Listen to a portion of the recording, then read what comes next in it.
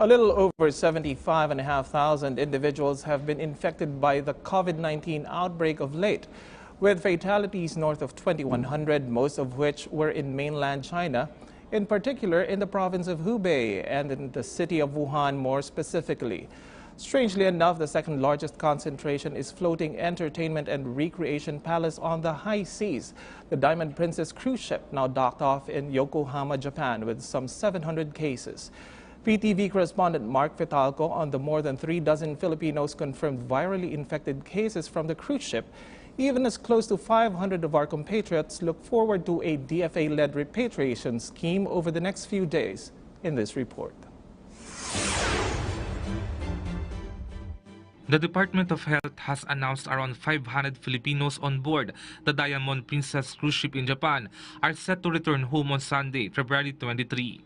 Health Secretary Francisco Duque III said the repatriation of Filipinos from the virus-hit vessel was moved 2 days earlier after the Japanese government declared they will close down the ship. I was told that there will be 2 planes that will bring in our compatriots, but they're not arriving at the same time. So I think there will be some 2-3 hours difference between the 2 arrivals. The health chief added the Interagency Task Force on Emerging Infectious Diseases unanimously chose the New Clark City as the quarantine facility. For 14 days, repatriates will stay at the Athletes Village, which is also being used by those who came from Wuhan, China.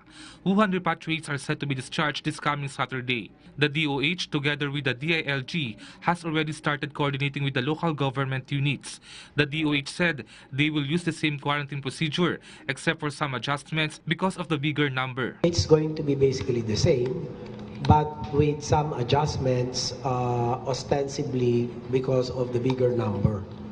So there will be more, say, transport services. You will have 2 aircrafts. You will have more transportation to bring the repatriates to the NCC facility. A total of 21 hospitals with 10 medical personnel each will attend to repatriates during the 14-day quarantine period in the New Clark City.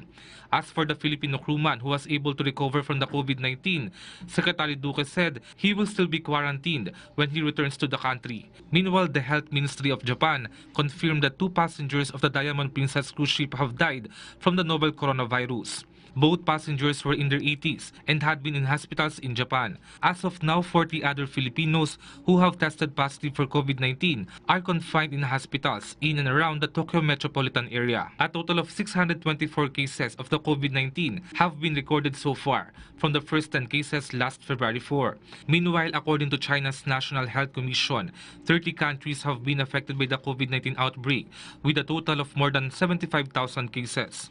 Over 2,100 have died due to COVID-19. 2,118 are from mainland China, while 10 are outside the said country. These include Japan with 3 deaths, Hong Kong and Iran with 2 deaths each, while Taiwan, Philippines and France have recorded 1 death each.